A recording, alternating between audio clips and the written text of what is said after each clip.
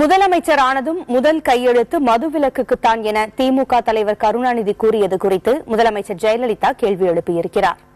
மதுவிலக்கு குறித்து கருணாநிதியின் வாக்குறுதியையும் அது தொடர்பாக முதலமைச்சர் ஜெயலலிதா முன்வைத்துள்ள கேள்வியையும் இப்பொழுது பார்க்கலாம்.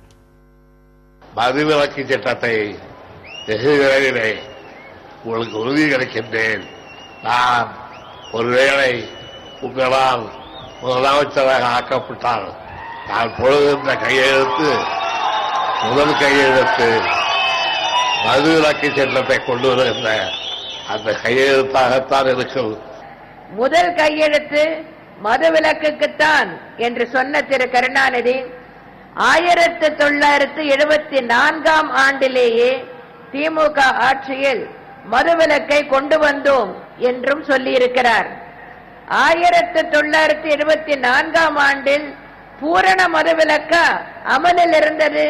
இல்லையே. 1974 ஆண்டு போன்ற மதுவிலக்கு தான் இப்போதும் கொண்டு வரப்படும். பூரண மதுவிலக்கு கொண்டு வர முடியாது என்றுதான் திரு கருணாநிதி சொல்லுகிறாரா?